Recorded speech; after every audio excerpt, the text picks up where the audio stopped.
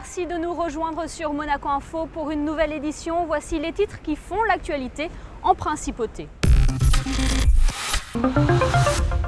Nous prendrons la direction de New York pour débuter ce journal avec l'ouverture du débat général de la 71e Assemblée générale des Nations unies.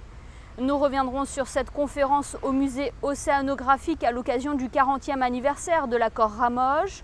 D'une conférence à une autre, le Monaco Economic Board organisait un rendez-vous qui avait pour thème de la Russie à l'Iran, une diagonale à découvrir. Et puis suite de notre série de reportages consacrés à la Journée européenne du patrimoine. Aujourd'hui, Sandrine Nègre vous emmène à la découverte de la chapelle palatine. Et direction New York pour débuter ce journal. En début de semaine, vous avez pu suivre sur notre antenne le sommet de haut niveau portant sur la crise des migrants et des réfugiés.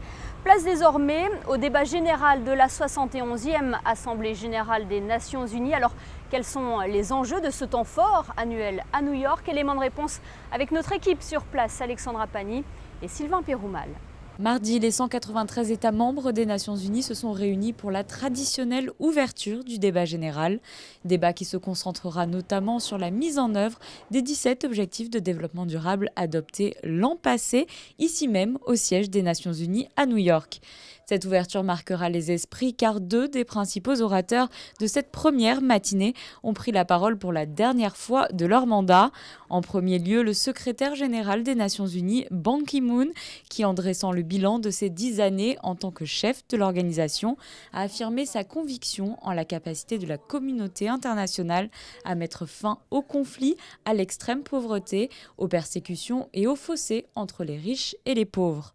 Nous élaborons actuellement un ensemble de mesures d'assistance pour les personnes les plus directement touchées et redoublons d'efforts pour établir de solides systèmes d'approvisionnement en eau, d'assainissement et de santé qui sont la meilleure défense à long terme contre les maladies. Nous n'y parviendrons qu'avec l'appui politique et financier sans faille des États membres.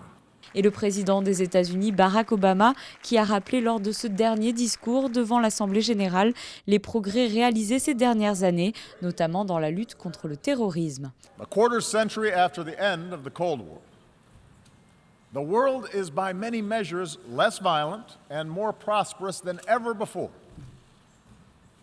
And yet our societies are filled with uncertainty and unease and strife.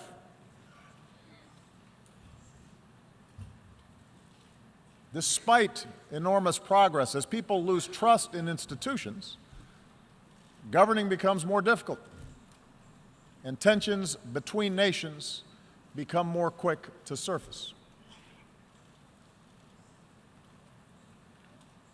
And so I believe that at this moment, we all face a choice. We can choose to press forward with a better model of cooperation and integration, or we can retreat into a world sharply divided and ultimately in conflict along age-old lines of nation and tribe and race and religion.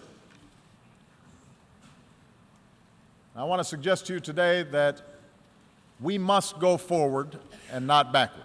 Ce débat général est, rappelons-le, l'occasion pour de plus petits États de faire entendre leur voix, à l'image de la principauté de Monaco, État membre de cette organisation internationale depuis 1993. Pour Monaco, c'est une façon de rentrer dans le concert des nations, évidemment d'expliquer notre politique étrangère, les grandes orientations du prince sur cette politique étrangère. C'est aussi une façon de peser dans le débat parce que, comme vous savez, le système des Nations Unies, c'est un pays, une voix.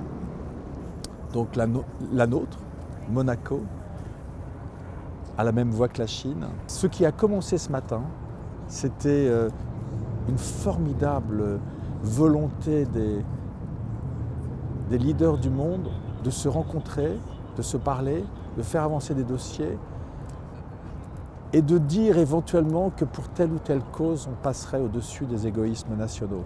Dans le cadre de ce débat général, de nombreuses rencontres bilatérales sont organisées afin de permettre aux différents chefs d'État ou de gouvernement de s'entretenir avec leurs homologues. La diplomatie multilatérale, c'est aussi beaucoup de temps passé dans les relations humaines. Ce n'est pas seulement des résolutions, des débats, c'est aussi des rencontres, c'est aussi une façon de se parler, une façon de partager, une façon de se connaître. C'est la raison pour laquelle nous avons une mission importante ici, avec un ambassadeur en la personne d'Isabelle Picot, qui toute l'année travaille sur les grands dossiers multilatéraux. Donc la diplomatie multilatérale, c'est cette rencontre des gens, des hommes, des femmes et des hommes. Et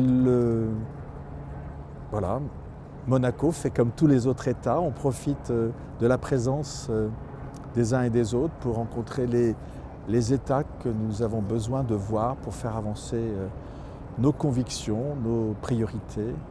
La semaine consacrée à l'ouverture du débat général se poursuit. Le ministre d'État Serge Tel prendra la parole à la tribune de l'Assemblée générale ce jeudi devant un grand nombre de chefs d'État et de gouvernement. Et alors que s'ouvre à New York l'Assemblée générale des Nations unies, Jean-David Lévit donnait une conférence en principauté sous l'égide de la Monaco Mediterranee Foundation. Ambassadeur de France dignitaire, il a été conseiller diplomatique auprès des présidents Chirac et Sarkozy. Il a également été en poste à l'ONU. L'occasion pour lui de revenir sur le rôle que doit avoir l'Organisation des Nations unies dans le monde actuel. L'ONU est plus indispensable que jamais. Nous avons la chance de vivre une période de mondialisation, de globalisation, qui a permis à des centaines de millions de personnes qui vivaient dans une extrême pauvreté, en Chine, en Inde, ailleurs, de sortir de cette extrême pauvreté. Il y a encore beaucoup à faire, naturellement, notamment en Afrique. C'est très important pour l'Europe de réussir cette émergence de l'Afrique avec une croissance à 2 chiffres. C'est possible, il faut le réussir, parce que sinon, l'Afrique va doubler sa population dans une génération et demie. S'ils ne peuvent pas trouver les emplois dont ils ont besoin chez eux, où croyez-vous qu'ils vont les chercher? Chez nous. Donc, je donne cet exemple, mais la globalisation est une réalité, et pas seulement sur le plan de l'Internet, mais aussi sur le plan de l'économie. Elle a peut-être été trop loin à certains endroits, dans certains domaines, peut-être faut-il la corriger. C'est le débat que nous avons sur les grands traités commerciaux, Pacifique, Atlantique, mais la globalisation est plus nécessaire que jamais. Je vous donne juste un exemple. Le réchauffement climatique. Est-ce qu'on peut régler le problème dans chaque pays? Non. Il faut qu'on coopère tous ensemble. C'est ce que nous avons réussi à la COP21 à Paris. C'est l'honneur de la France d'avoir porté à bout de bras ce grand projet nécessaire. Il faut maintenant transformer l'essai. Il faut que chaque pays mette en œuvre les exigences de la lutte contre le réchauffement climatique. C'est un exemple parmi d'autres. Et le diplomate Jean-David Lévit était au micro de Patricia Navarro. Passons à une toute autre conférence, à présent une conférence organisée au musée océanographique en présence du souverain à l'occasion du 40e anniversaire de l'accord Ramoge. Voyez le reportage de Christinda Tomel.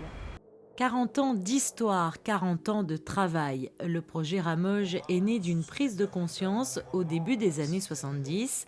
Face aux menaces de pollution qui pèsent alors sur la mer Méditerranée, l'accord Ramoge voit le jour en 1976. 3 pays coopèrent et signent cet accord, la France, l'Italie et la Principauté de Monaco. Durant 40 ans, Ramoge s'est attelé à sensibiliser le public et à développer des actions en faveur de la préservation du milieu marin. Au niveau de la gestion intégrée des zones côtières, ce qui a été intéressant, c'est de promouvoir et de préserver la biodiversité. Donc au début, c'est vrai qu'on a pris conscience de la pollution et on a fait en sorte de la surveiller, de mettre des stations d'épuration aussi suite aux études qui avaient été faites par Ramoge.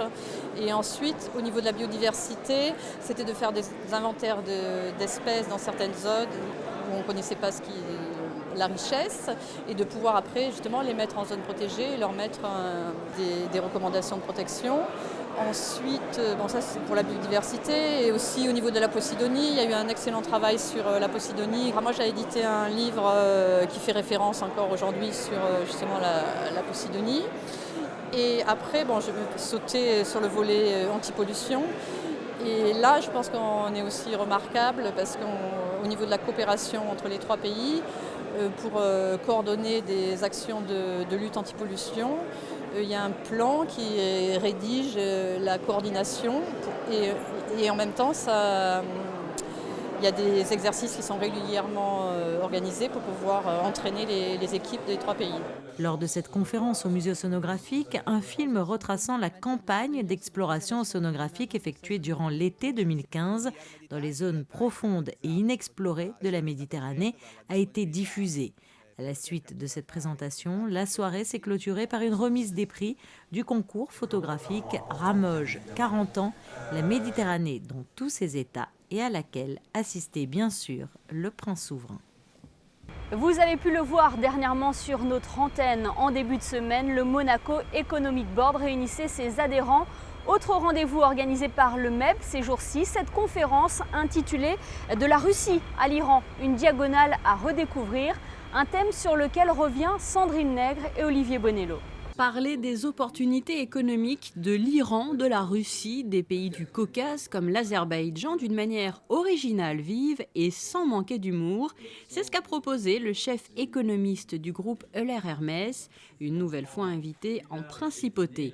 Le Monaco Economic Board et la Jeune Chambre économique avaient choisi de proposer ce rendez-vous afin de permettre à leurs membres de découvrir une zone pas si lointaine de nous, mais pourtant assez méconnue. Si on prend la Russie, l'Iran et la Turquie, c'est un peu le triangle des Bermudes du business aujourd'hui. C'est-à-dire que toutes les nouvelles qui arrivent de cette zone-là sont des nouvelles négatives qui ne donnent pas envie d'y aller, qui ne donnent pas envie de travailler, de commercer avec les entreprises de ces pays. Et donc l'idée de cette conférence, en amont de la visite des entreprises monégasques en Russie, puis à Bakou en Azerbaïdjan, c'est de regarder ce qu'il en est dans le quotidien des entreprises. C'est-à-dire il y a des risques macroéconomiques sur ces pays, le risque des matières premières sur la Russie et l'Azerbaïdjan, le risque politique en Turquie, mais après il faut aller tricoter ou détricoter le risque pour comprendre s'il y a des opportunités dans cette vague de risques pour les entreprises monégasques, et donc c'est l'idée de cette conférence.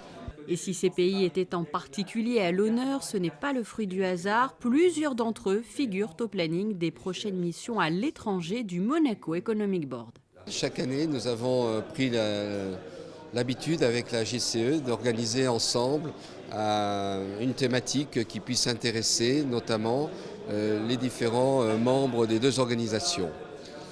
Cette année, nous avons choisi cette diagonale surtout pour donner une ouverture sur le futur voyage que nous allons faire à Bakou en Azerbaïdjan, mais aussi peut-être sur la Russie aussi, et enfin peut-être sur l'Iran, qui est un pays qui est en train de se développer à nouveau au niveau international, de renouer des relations à tous les niveaux, et donc qui peut être intéressant.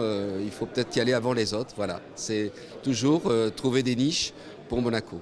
On a un moment où on peut discuter de réformes structurelles, de diversification de l'économie, on peut discuter des services et de la tertiarisation de l'économie, c'est-à-dire comment les ménages vont consommer différemment, et c'est peut-être là-dessus, avec l'expérience Monaco, avec l'ensemble des services, de la téléphonie aux services financiers, en passant par la cosmétique. Enfin, Monaco est extrêmement riche en termes de business. C'est peut-être à ce moment-là qu'il faut aller tisser ces liens-là, parce que le pays et les entreprises du pays sont particulièrement ouvertes à la discussion, notamment parce que c'est un moment un peu plus difficile en termes de revenus du gaz et du pétrole pour l'Azerbaïdjan. Autre pays à l'honneur dans les semaines qui viennent, toujours ici dans les locaux de l'Automobile Club de Monaco, le Mexique, à travers un Ambassador's Lunch le 11 octobre. Suite de notre série de reportages consacrés à la 21e journée européenne du patrimoine et à son thème, l'art sacré. Après un itinéraire transfrontalier à Dolce Aqua et un coup de projecteur au musée océanographique, place aujourd'hui à la chapelle palatine, découverte avec Sandrine Nègre. On la découvre après avoir traversé la cour d'honneur du Palais Princier. La chapelle palatine est un lieu chargé d'histoire qui ouvre ses portes exceptionnellement aux visiteurs ce dimanche. La chapelle, mais pas seulement, car ils pourront aussi découvrir la bibliothèque du palais. Il y a un lien originel entre la chapelle et la bibliothèque, avant qu'elle soit dans cet usage de bibliothèque, puisque l'une et l'autre font partie de la même aile du palais, construite au XVIIe siècle, et la bibliothèque servait initialement de chambre funéraire pour les dépouilles des souverains, des princes et princesses, qui à ce moment-là étaient exposés dans cette chambre, et non pas, comme c'est l'usage aujourd'hui, dans la chapelle palatine. Et donc dans la bibliothèque, nous montrerons, en compagnie d'Yves Giraudon, agrégé de lettres classiques, un certain nombre de documents d'archives, des archives du palais, sur le thème de l'histoire religieuse, de l'histoire sacrée de Monaco. Et Yves Giraudon, évidemment, décryptera pour les visiteurs, traduira du latin au français ces chartes médiévales. Cette année, vous le savez, le thème choisi pour cette journée européenne du patrimoine est l'art sacré, une thématique forcément très présente ici, au cœur de cette chapelle. La chapelle palatine du palais a été construite en 1656, inaugurée sous le règne du prince Honoré II dans un grand mouvement d'embellissement du palais. Elle est dédiée à Saint Jean-Baptiste. Alors c'est paradoxal parce que on pense souvent à Sainte Dévote comme la patronne de la dynastie et de la principauté. Et le premier protecteur de la famille Grimaldi était Saint Jean-Baptiste, parce que Saint Jean-Baptiste est un des protecteurs de la ville de Gênes et évidemment les Grimaldi n'oubliaient pas leur mère patrie. Et c'est ensuite que la famille princière a promu ce culte donc de Sainte Dévote, qui était une sainte plus locale. C'est pour cela que nous avons donc évidemment un tableau représentant Sainte Dévote. Et puis parmi les particularités de cette chapelle palatine, il est conservé le chœur de Charlotte de Gramont, l'épouse du prince Louis Ier, fondatrice du couvent de la Visitation, aujourd'hui lycée Albert Ier, et qui initialement était conservé dans la chapelle de la Visitation et puis qui a été transporté jusqu'à la chapelle du Palais et qui est donc aujourd'hui encore présent. Et sachez qu'au cours de cette journée, vous pourrez également découvrir d'autres chapelles en principauté, comme la chapelle privée de l'archevêque de Monaco ou celle de la Visitation qui proposera pour la dernière fois ce jour-là l'exposition historique Untranui et Convoy. Et nous vous présenterons dans notre prochaine édition un reportage consacré à la cathédrale de Monaco. Un mot de basket avant de refermer ce journal. Et la victoire de la Roca Team en Coupe de France face à Bourg-en-Bresse. Score final 85-62. Les hommes de Mitrovic se sont qualifiés sans forcer pour les huitièmes de finale et confirment ainsi leur bonne forme du moment après avoir remporté l'Apart City Cup. De bon augure avant la reprise du championnat de Pro A ce week-end. Je vous propose à présent de découvrir ensemble les prévisions météo pour les prochains jours. Société Générale Private Banking vous présente la météo.